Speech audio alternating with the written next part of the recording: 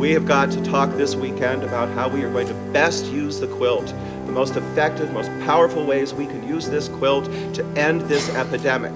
That means looking at our own country, and it means looking at the entire world. You all are doing great work out there in your communities, but we don't hear much about it in the media. We used to have 4 people whose job was to communicate to the rest of the world the work that we were doing here in San Francisco and that you were doing in your home communities. We don't have that department anymore. I can't stand it. Especially when I get email like I got last week from South Africa begging us to send people to help them get their quilting underway. Tens of millions of people with no access to these drugs. And this young woman, Gugu, one of a handful of people with the courage in that entire country to go public and say on national television, I have AIDS, I'm one of your neighbors. And she went home and her neighbors beat her to death. Where else is the quilt more needed?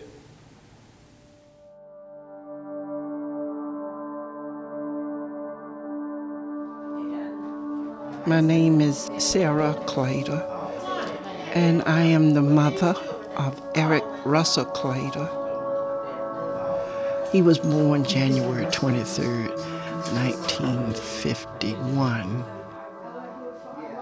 He loved animals, and he loved to take pictures of flowers and things, and he stayed by himself mostly.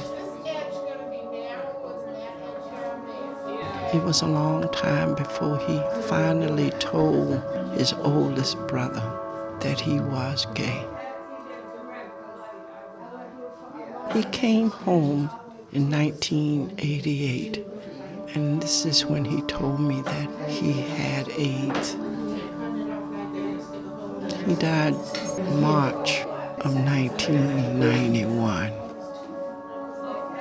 I remember the tears coming down his eyes as he was passing. He was trying to say something to me. I don't know what he was trying to say, but I was praying for him. I love him and I miss him, but I know he's with God and he's not in pain anymore.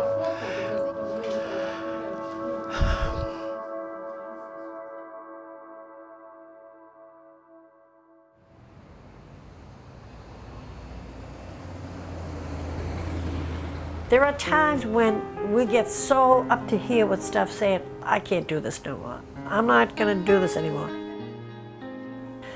And then one person comes along that makes you say, I have to do it.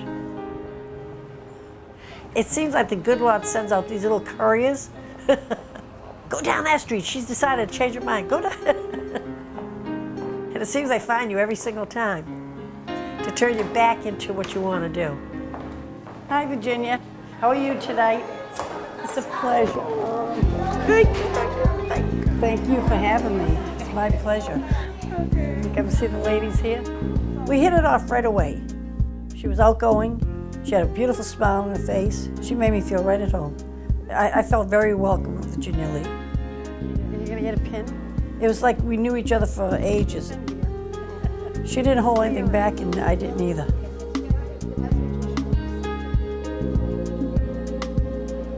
My name is Virginia Lee. I have 2 sisters and a brother who died with AIDS. And for years we've been grieving over that process, but not knowing what to do. And I worked at the jail for 30 years as a social worker. And when I retired, I wanted to help mothers of deceased who died with AIDS to come together. I think you put your foot right into this doorway, and all the ladies were waiting for you. Where's Virginia? She started. Where's Virginia? I was really feeling, I didn't realize it's really hitting me kind of hard. Because I'm overwhelmed and very excited. And I never thought I would live this long to see this, them coming forward. We don't have many, but we will have more. And I believe you will, and I'm going to continue. Oh, yeah. And I'll be right beside you. That's what I want to hear. The best we can do, we'll do together. Virginia Lee, she's on the cutting edge in changing things. She came to me and said, we have a vision. This is what we would like to do. This is what we're being spiritually led to do. And so these women would come once, sometimes twice a week. They would go downstairs very quietly and do their thing. Often I was in the church and didn't even know they were here. Okay, tell me, ladies, what kind of message do you think we're saying when we do this quilt? Have you thought about it at all? I think it can be a method for people that have lost loved ones. Besides finding a way of memorializing, it's also a way of relieving some of the pain. I would say a healing tool instead of a grieving tool. When you heal, that means that you're getting better. It's a positive thing. This quilting has brought us closer together, and we learn to love one another. We learn how to hug one another when we greet, which hugging is so important. When I came to the first meeting, it just brought me out of my gloom and doom, as I call it. Sometimes we talk about our problems, even though we're still sewing, and then we always talk about the good things too that happen to us. It means a lot to show people because I don't know of any other quilt around. I haven't seen one around on AIDS before in our community, and we needed it. And a quilt is easier than having a conference, a talking conference. It's much easier. People can relate to this kind of thing than they can. Well, it's like singing. It's a song that you can all share. Everybody can get the tune. As long as you get the tune, you can sing the song.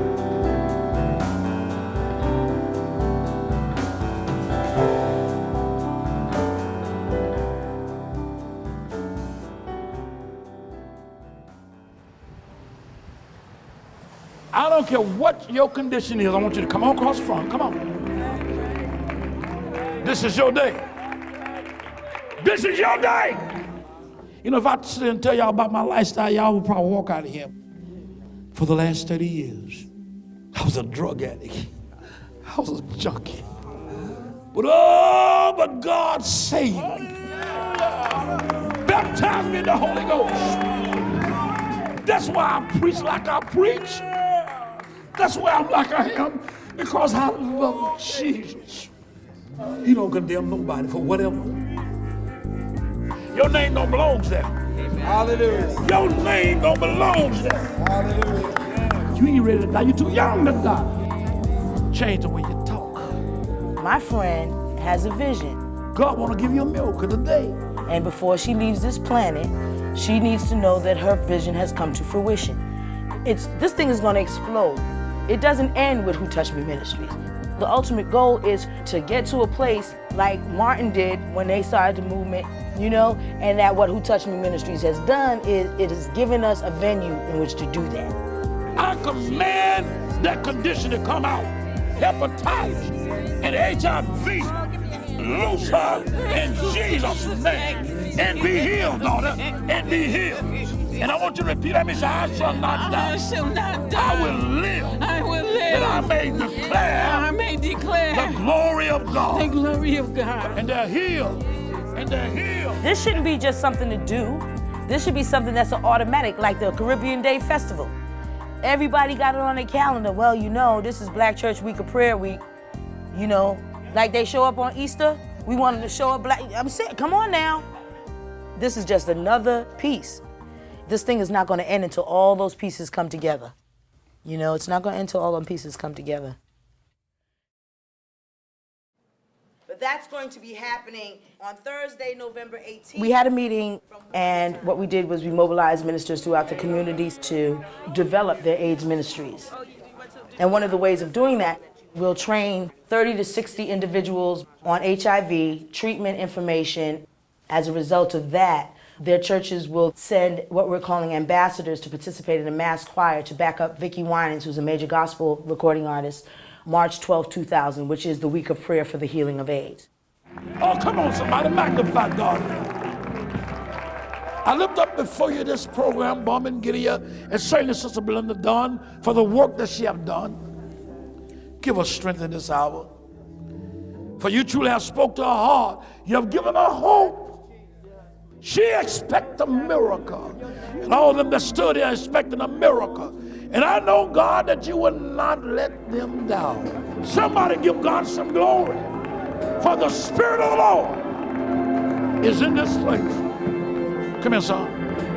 Hey, you, come here. I know you, but I've seen you today. I've seen your heart. I've seen your commitment. I've seen you in the Spirit. And God going to empower you. God going to give you the strength. I feel it. And God going to use you for his glory. You just not anybody. I want you to hear me real good. But you just not anybody. Are you hearing me? Yes, sir. Okay. The Lord spoke. The Lord spoke.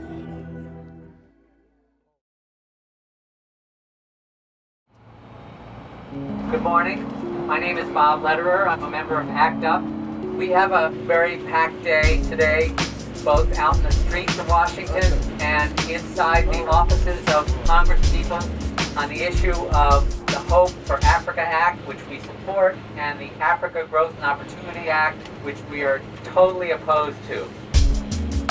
The key thing we have to talk about now is the April 21st day of lobbying and protesting. The AIDS movement itself cannot pull off a very impressive demonstration in a distant city, but if there's a much larger multi-issue coalition and we can hook in as one piece of that coalition, it'll be a stronger effort. A couple of weeks ago, Susan Rodriguez, she invited me to a meeting, and they had a lady speaking from ACT UP Philadelphia. I work for a community-based HIV network, but here was the first time that I was exposed to global networking, and it was just exciting for me. And when I left there, I told Ms. Rodriguez, I said, listen, whatever you do, I have to be down with this. So what I do because I'm living with this virus. The same way the civil rights movement had ministers attached to it that had real sincere power and ability to motivate people, nobody's coming forth and saying, okay, direct action.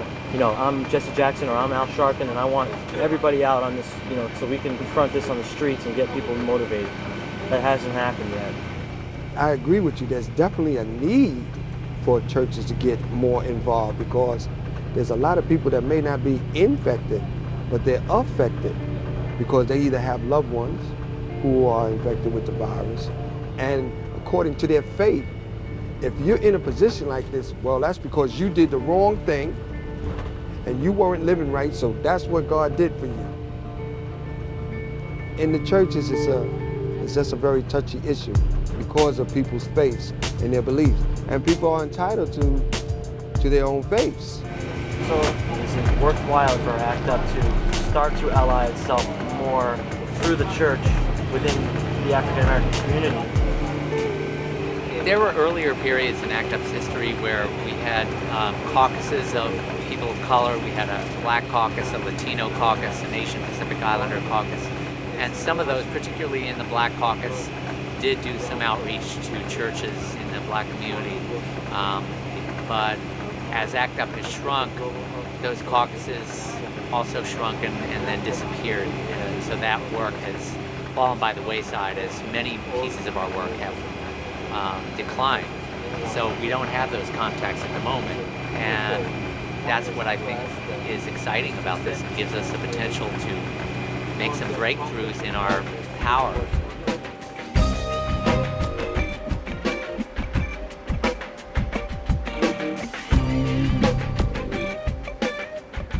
There were so many images of people with AIDS standing by themselves or lying down, just sitting back waiting to die.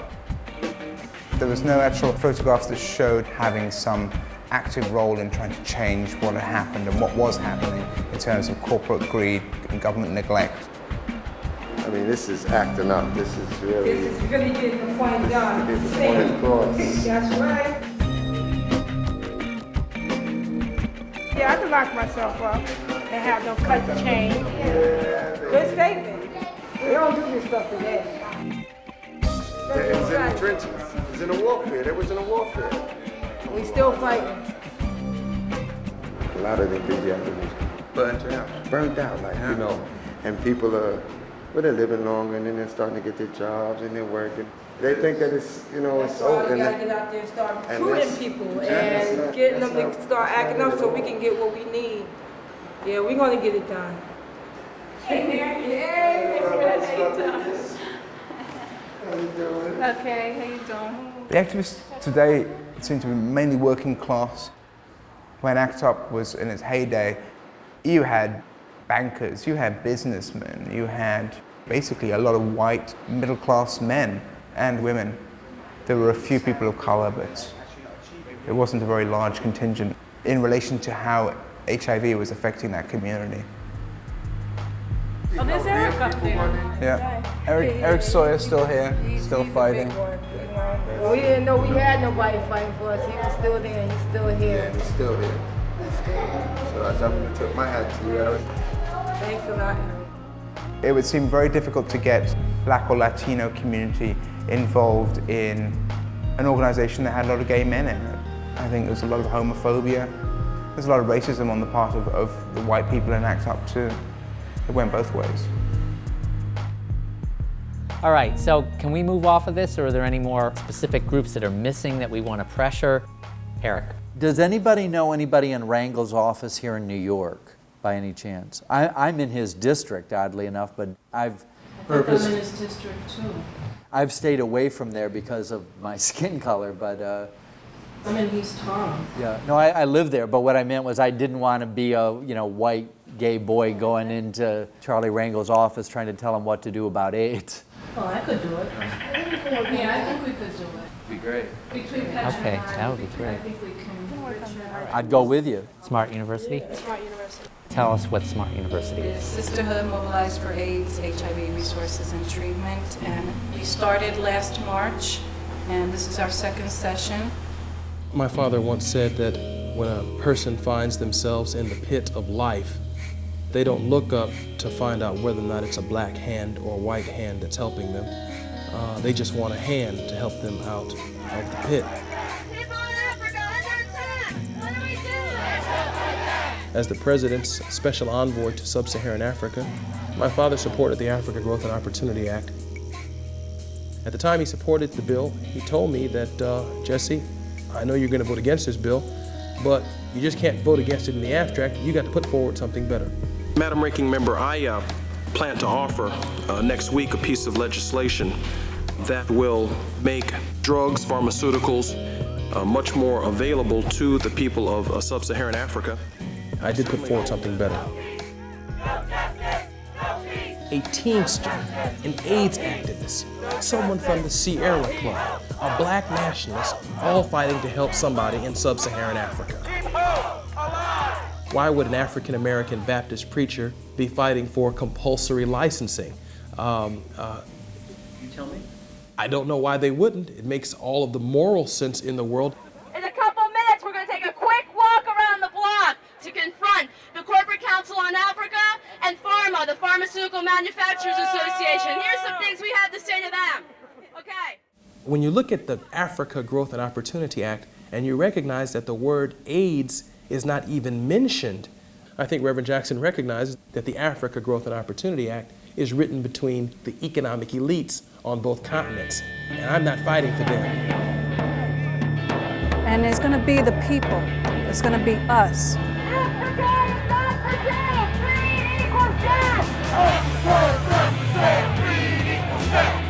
People who don't have a lot of money in our pockets, who are not into this corporate greed kind of stuff, that we're going to make a difference.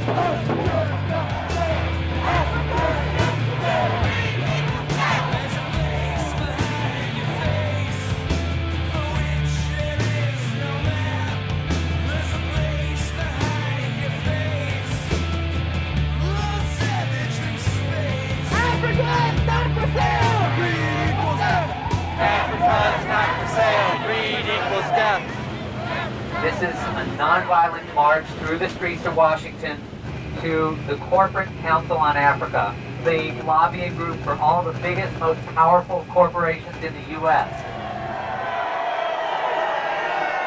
It's this group right here that's allowing Africa to be devastated.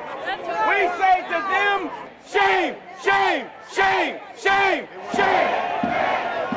Act Up Philadelphia stays strong. Act Up Philadelphia has grown. We're getting better in doing what we're doing. So every time you act up, you'll receive more people. Yes, yes. And then the bigger it gets, like we came out from the Bronx. Now there's an Act Up New York too. I know. If you add your presence to Act Up New York, then Act Up will be as big as the other Act Up organizations. You understand? It is only that. It's only that. The reality is, if we're Black, White, Asian, Latino, and we're meeting for the first time, there must be problems. However, we do not leave the table, we do not stop dialogue, but we grow from it. Okay, we missed you. Because it is the consensus that makes decision. I think this is a beginning of a wonderful relationship between AIDS activists, unions, environmentalists, citizens groups, consumers groups, religious groups, to turn around the U.S. and make us do trade for people, not for greedy corporations.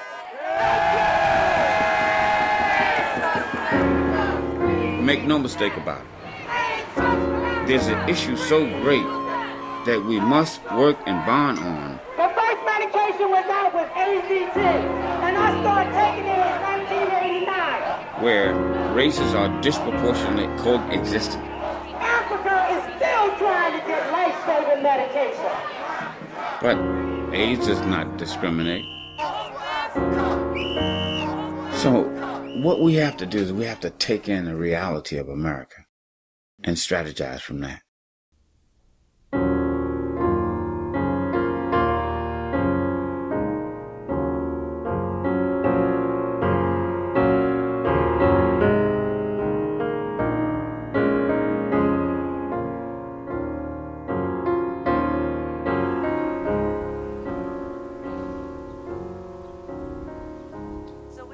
People think the AIDS virus has gone away.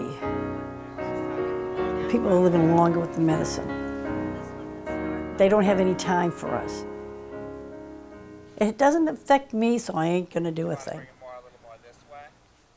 What's the sense of making a quilt? I think there's a lot of people that just never got around to it because you don't speak the word AIDS too loudly. Oh, there's Boston. There's Dr. Paula Lee. I made that panel for Dr. Paula Lee. I myself will not just turn around and walk away from the quilt and say, forget the chapter, forget everything that's going on. Okay. Isn't that wonderful?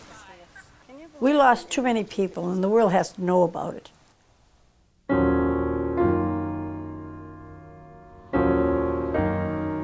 It has been 13 years that I lost my son Tommy to AIDS, and if we do not stick together and show the world what AIDS is doing and taking our beautiful children away, we won't have any children to carry on what we gave them, our love and support. Thank you, Virginia, for making me a friend, because I really need one. Thank you.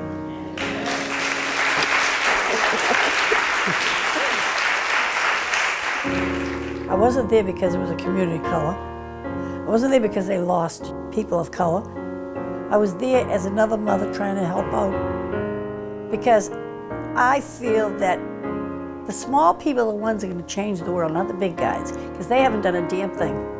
It's the little people that are going to make a difference in this world. And I think we start in the homes, in the churches, and do something about it.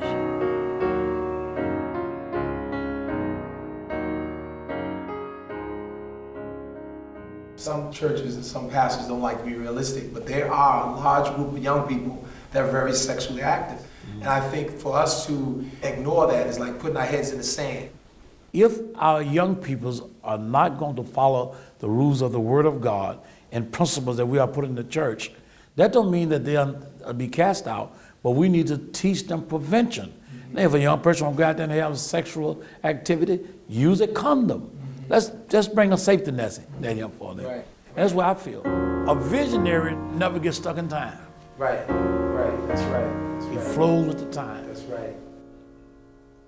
We all can survive this disease, all of them. I congratulate you all for being here. You know, it's so special for me. You just don't know how important this is to me to be here, to see people with my face doing this work and doing it with dedication.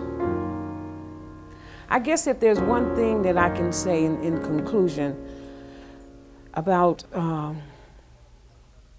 living with HIV, being a recovering addict, dying from hepatitis C, that I am happier now than I've ever been in my life.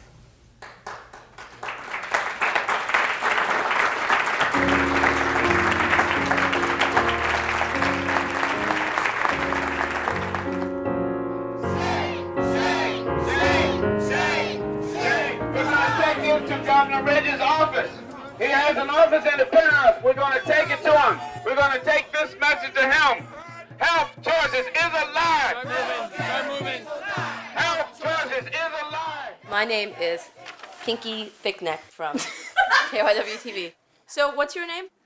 Asia Russell. And Asia, in this era of promising new therapies for people with HIV, are you saying people in Pennsylvania can't get these drugs? That's right, Kinky. In fact, Governor Ridge has refused to add these new promising drugs to the list, even though there's enough money in the budget to include these drugs, and even though people with HIV need them. Leave her alone! We're fighting for our lives! Leave her alone! We're fighting for our lives! Leave her alone! Leave her alone! Leave her alone! Leave her alone! Leave her alone! Leave her alone! If you find yourself kind of stuck, you can say, wait, can I start over? And they say yes. If they say no, say Yeah.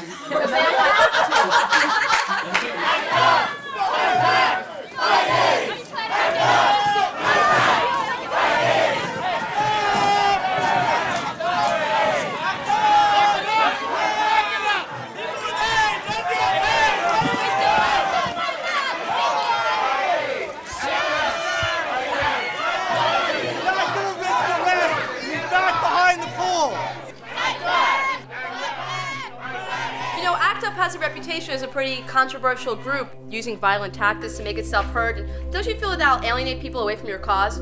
No. Why? ACT UP is a nonviolent group. We really have made the world a safer place for people with AIDS. No one else does what we do. Rather than being a service organization which says to people, oh, we don't have that. We fight for the things that they need. We delivered our message to Governor Ridge, and we're going to shut the system down until he changes health choices and pays enough money to keep people with HIV on the benefit system alive.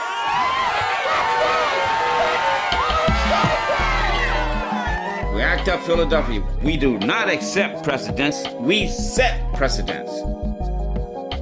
So whatever it takes for us to continue to do what ACT UP has been doing, I'm willing to do. Thank you. Every person HIV positive needs to know the political system, and they need to know about ACT UP. So we don't have nobody else dying. Just moments ago, ACT UP said, that's it, we've made our point, and the demonstrators began to unchain and began to go home. But this protest is not over, says ACT UP. They said, we will be back. Reporting live from the State Office Building, John Ostakovich, KYW News Radio. The rudiments of how we get together, they were there. And fortunately for me, through the work in Philadelphia, I was able to live.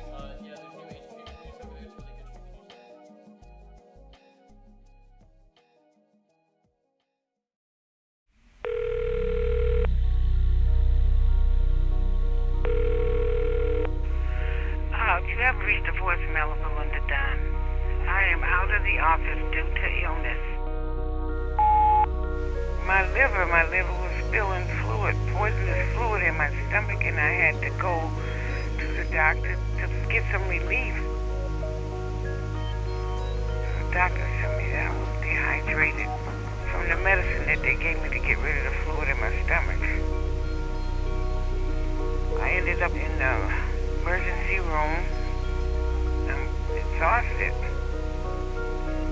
that I have to take care of myself, but I'm not going to stop my work. I still need to educate people, and I need to get people involved. You know, I got to get up. Praise the Lord. I mean, praise the Lord. I'm just so happy to be standing here today. From May on, I was sick, and they kept telling me if I didn't get a transplant that I was going to die. And, you know, there came a real low point in my life. I sit at my home, and I wanted to die. I mean, I really wanted to die. I was so in pain. You know, I had lost all my weight. I wasn't cute no more. You know, I had lots of people in my life, and I couldn't hear the voice of the Lord. And that was the first time it happened to me. I just couldn't hear the voice of the Lord. And I know that God works through people. And Reverend Harris came to me. One thing that is, you know, he is just straightforward. And he told me, he said, I want you to stop thinking about what you did so wrong in your life. God's already forgiven you for that. You got to know that you've done enough work in this community and done enough God's work that you can ask him for a favor. He said that you can ask him for a favor. You could ask him, said, I need you to send me a blessing, and I need you to send it right away. The people that died before me, they struggled so that I would have a better life. I thank God for those struggles. You know, homophobia and discrimination. And a lot of times nobody thinks about healing the family. They may want to heal but don't know how. I think the church should have their own AIDS component to it. And that is my dream. That is why I started all of this. You have to have a spirit. Your spirit is what drives you, is what moves you, is what makes you be the person that you are. And when your spirit dies, you die.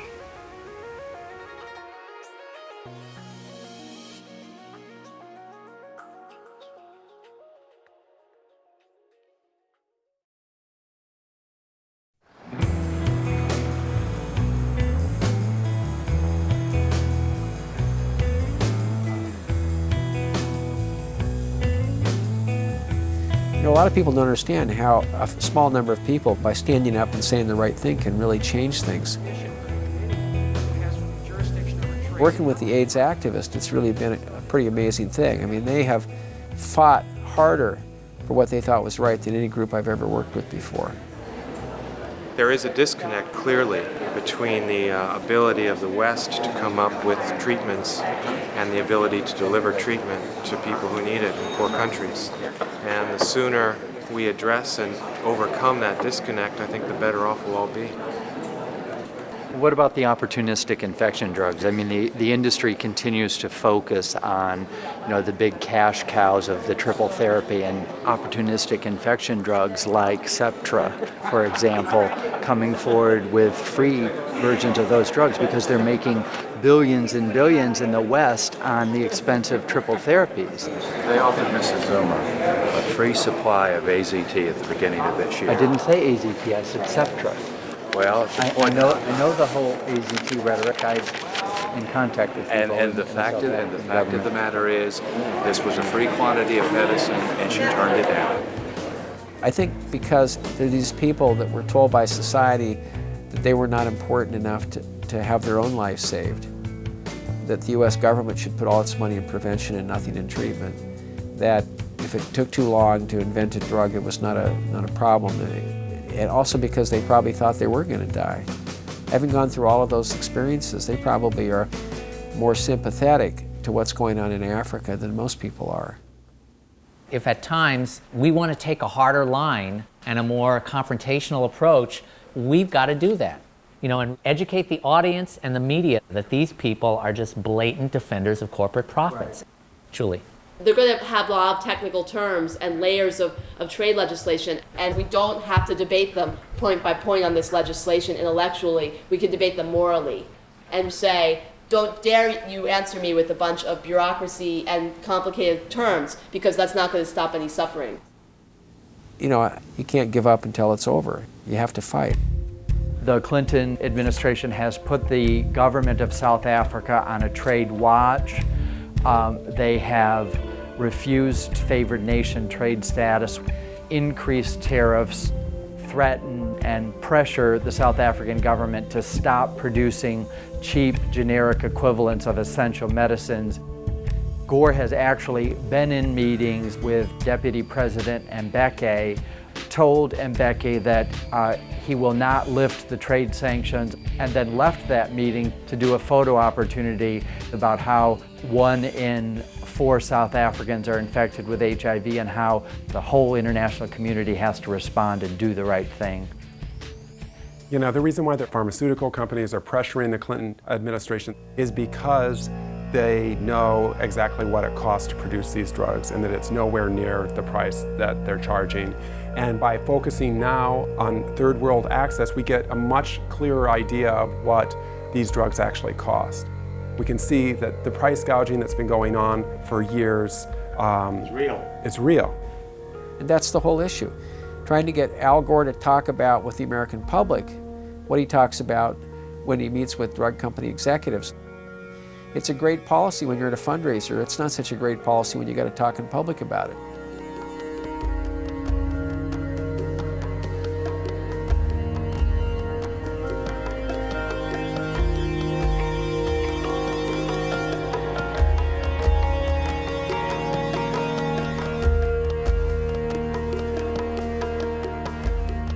As we come to this time and this place, there are people who are still suffering within our community. And so we ask your blessings upon these people, upon the balm in Gilead, as it helps us to be more conscious that this is a public health issue. We come with an agenda which you are well aware of. Every problem in our community comes to the church, whether it's homelessness, whether it's police brutality, whether it's economic disparity. I myself, affected with HIV, most of all, having Jesus in my life and having my church support me has made a real difference to me. And I thank God for blessing me with the gift of creativity, because he showed me it was from the shooting gallery to the art gallery. Amen. When you work with the church, you're working with gay people, you're working with drug addicts, you're working with doctors. You know, we have a treatment education program. And when we deal with the church, we're working with every segment of that community. Probably going to be talking about how you actually talk about sex in the church, how you talk about HIV/AIDS in the church, how to work with your teams, how to do public policy work, how to get grants, how to write your material that's faith-based for faith-based programs that get you funding. So you're saying overworked pastors have time to do one more thing? Is that what you're saying? Well, that's the thing. Sign me up then. Okay, all right. I'm on my mission. My mission doesn't change, you know? We have needle exchange programs out of our churches. We have testing centers out of our churches. So when someone from the outside go into our church, you only see one segment. You see the lofty music, you see the sermons, but there's more going on there than just the singing and the shouting. I cannot say that if I go to the doctor and have an HIV test that it's going to come back negative. I cannot give that testimony yet. However, I can say that I'm here today when the doctor said I wasn't going to be. I can say, not only do I have AIDS, my mother died of AIDS. My brother just older than me, Carlos, at 27 died of AIDS. And yet the family will not acknowledge. Yes, and deny. They won't acknowledge the disease, but more importantly, these are saved folk, pastors and leaders in the church, and won't acknowledge what God has done. Something wrong with that. Black men are walking around in America, 1 in 50 with HIV. 1 in 50. 1 in 160 black women. And the number of rising. We outbeat every race on the earth. That's ridiculous. We must start acknowledging our sin, people. The truth is the truth. If you're shooting drugs, you need to acknowledge your sin. If you're having any kind of sex outside of a man and woman, it is sin in God's eyes, and you need to acknowledge your sin. Look at me. I could have died. My brother died. My mother died. Why did God leave me here? So when the statistics keep going up, when do you start to suggest another way? Is there another way to reach people?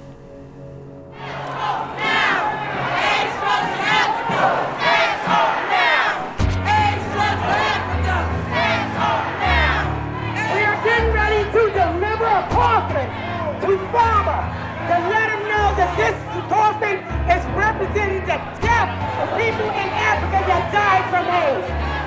And by the year 2000, 1.8 million more people would have been affected or died.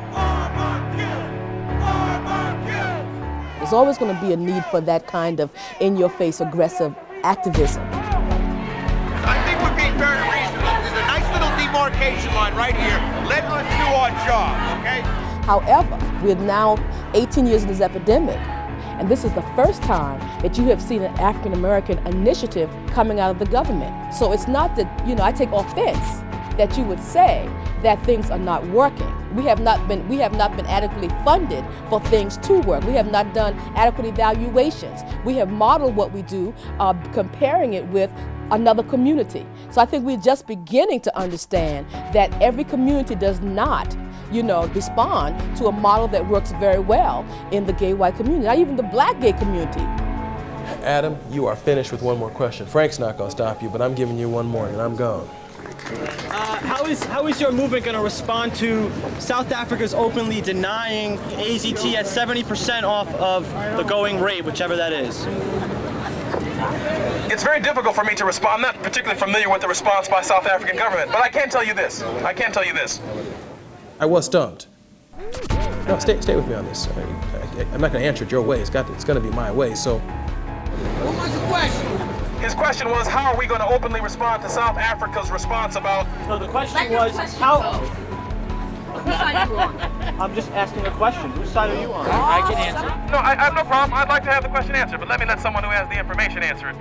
At that moment that I hand the microphone off, I then began to appreciate that the Hope Bill provided more hope for more people in more ways than I could imagine. There are millions of people living in Sub-Saharan Africa who need access to the drugs, and to expect the South African government to implement a program that's only going to help 20,000 pregnant women only during their pregnancy is immoral. This regime, known as salvage therapy, includes daily doses of 5 antiretroviral drugs. They include 2 protease inhibitors. These drugs cost me $30,000 a year. I'm especially troubled that the pharmaceutical industry focuses all of this attention on these combination therapies that they like to point out are difficult to use. But a lot of these drugs are 1 tablespoon twice a day. Most of the related opportunistic infections that kill people with AIDS can be prevented for several years, perhaps long enough for them to raise their children.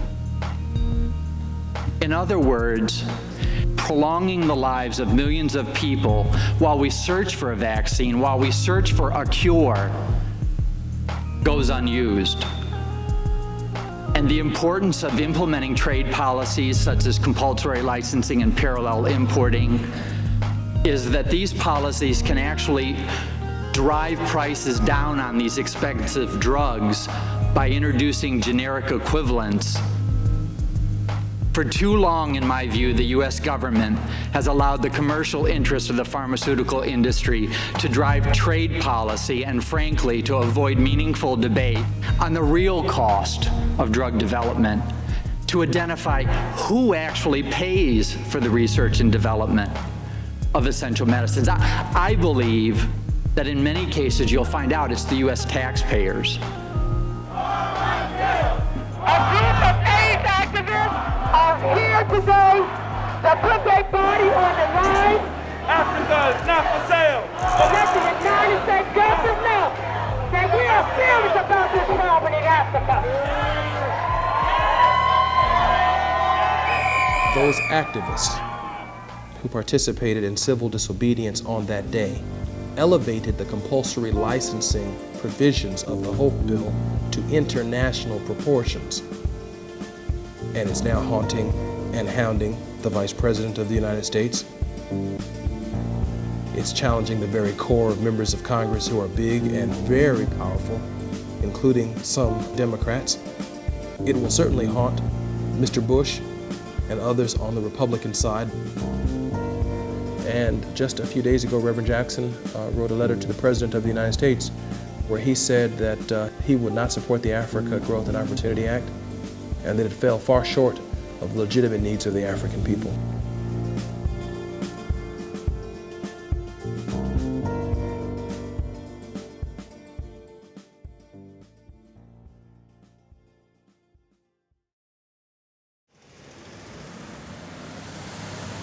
Imagine the year 3000. Anthropologists have come across a time capsule from the year 2000. Engraved on the outside of that time capsule is, "Giving our children a world without AIDS." They are afraid of this disease, but they don't think it can happen to them. And they need a place where they can come and get some honest, open, clear, concise information and not be judged. That's right. Judge not, yet ye be judged. That's right. AIDS in and of itself is not a subject preached on at all. And that's my concern.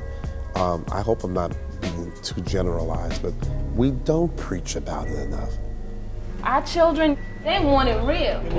They want you to be real, and if you can't be real with them, they're gonna block you out. So as we come to the closing of this circle, I want you to think about one concrete thing that you can do or that you will put into this time capsule to give our children a world without AIDS. I think we've become more politicians than prophets. We want to, as the Apostle Paul often put it, we try to tickle the ears of our parishioners. There's certain buttons that we push that can get the crowd roused up, but really serves no purpose in the end. Again, it's one of those superficial taboos of homosexuality. Preachers will get up often and stone and beat up gay persons and lesbians from the pulpit. And many in the congregation are very conservative religiously, so they say, "Preach, Reverend, yeah. But that's destructive. It's divisive. And I think it's anti-God. And in some ways, it treads upon being demonic, and we ought to stop it. Can I sing now? Yes. Can I finally page you?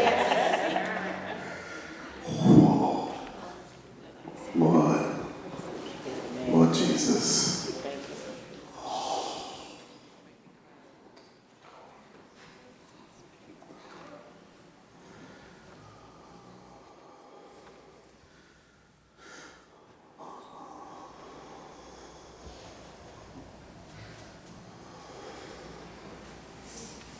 It's beautiful, isn't it?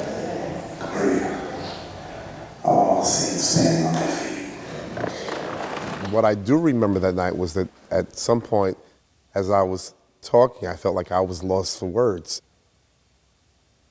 I remember being really moved and touched and changed myself. I really mean that. Lord, instill within our hearts the strength and the capacity and the will to be the good Samaritans of the 21st century. To want to walk across the street and reach out to those who are dying. May we forever bring life to them, the life that's within us, help us to breathe that life. You came for us not to die, but for us to live, and to live abundantly, to live with purpose and with meaning. To those affected with HIV and AIDS, we will no longer see them as outcasts. We will no longer look the other way. We will no longer pretend that all is well. And we will no longer talk about someone else's child. But that child becomes ours tonight. Now, I heard voices. let us be prophetic. I saw lives that were speaking to me. Let us tell the truth. And those voices came from those people who were saying to us that our deaths cannot be in vain. Our stories must be told. And the truth is that God did not bring this disease to hurt others. Let us tell the truth. That each time one dies, God cries with the family. And God hurts too. And teardrops falls from his eyes as well.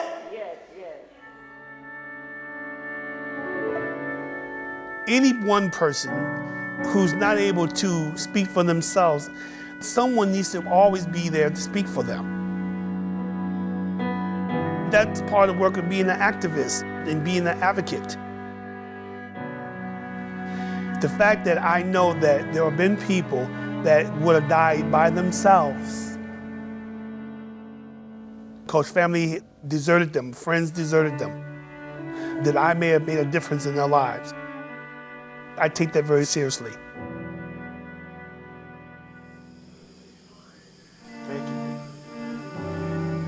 I live to treat people like I want to be treated.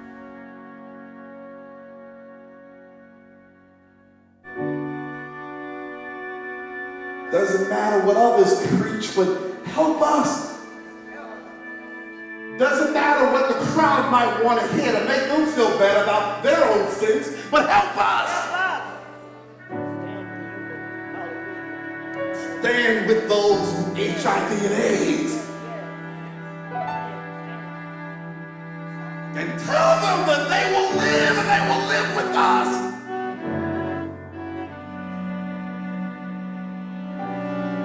Now, oh God, open our doors and let them in. The first encounter that I had with someone that I know of that was close to me was a young man in this church. And he and I was very, very close. He called me Mom. He came to the church one day and he was in the sanctuary. And he was only about 26 when he died. And when he came out, he looked like a man of 90 years old. And it hurt me so badly. I just rushed out at him and told him, "You gonna die like this?" I know I hurt him, you know. So the next day, which was on a Sunday, I was told that he was asking for me. And I said, well, I'm going to see him on Monday. But he passed before I could get there. So I want to say today, Sister Sarah last night in her prayer gave a healing unto me that I would be able to bring the message, because I know that she had lost a son. And in trying to find the right words to say that I wouldn't hurt anyone, she prayed it in her prayer, and it gave me the leeway. So I say to the young man, I know the dead cannot hear, but I apologize before the church today for what I said to him. And now I look at this disease as a disease that anyone could get. Thank you. Thank you.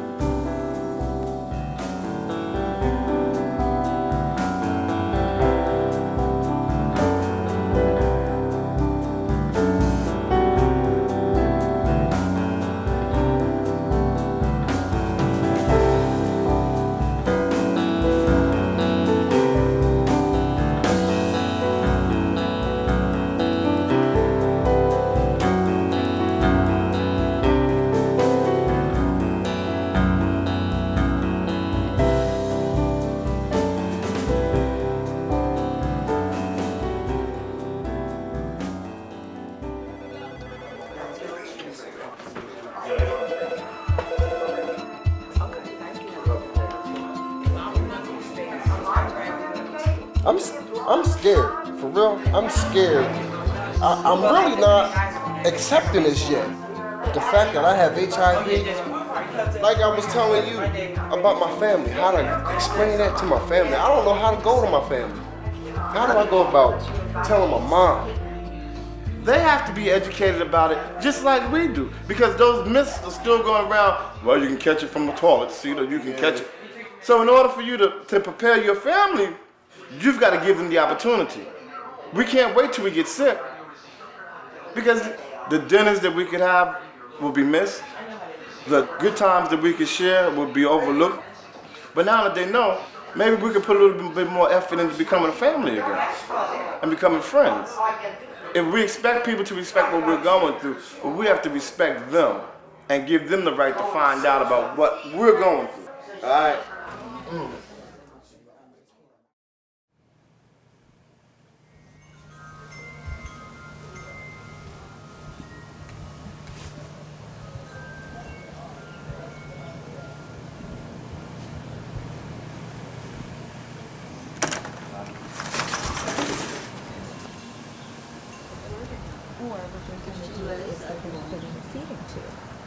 With permission from my wife, which is what is up for grabs right now. I'm being taped. So we have to be careful what we say. What are you going to say? I don't know. I'm going to say that it's beautiful and I'm glad you're here. You went swimming, you enjoyed it.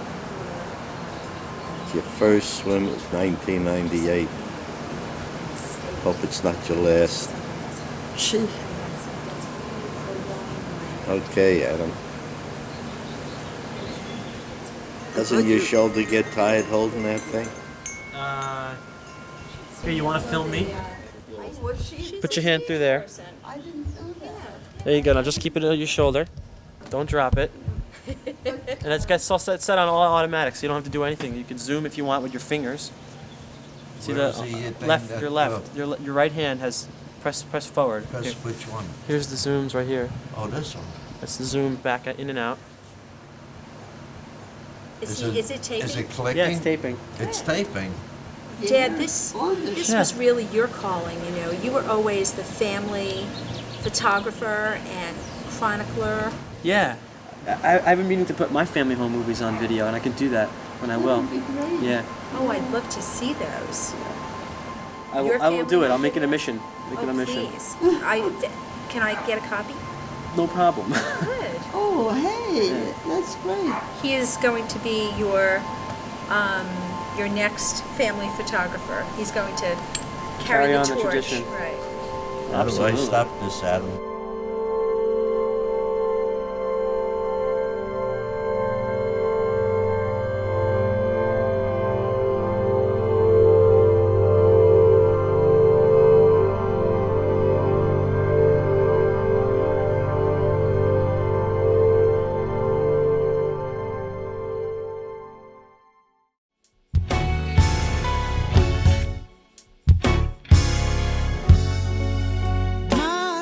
Like a circle, it keeps going round and around again. And it seems like the farther I get, the longer the road I've gotta travel.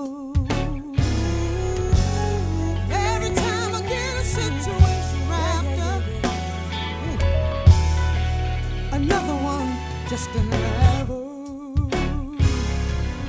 But I know the race isn't given to the swift, but to him that endureth to the end. I know that some test you win, others you lose. But all you gotta do is say to yourself, stand up and carry on. When your greatest fear, when they run up on you, all you gotta do is say to yourself, stand up and carry on. I wish I had a dime for every time I thought I'd reach the light at the end. But God stayed on my side. Now I know that I'm gonna do it to the end. I know that some test you win, others you lose. All you gotta do is say to yourself, stand up and carry on. When your greatest fear, when they run up on you, all you gotta do is say to yourself, stand up and carry on. I done walked through my valley, death looking over my shoulder. I remember when my mama told me on my knees, I'm as strong as a soldier. 'Cause I know the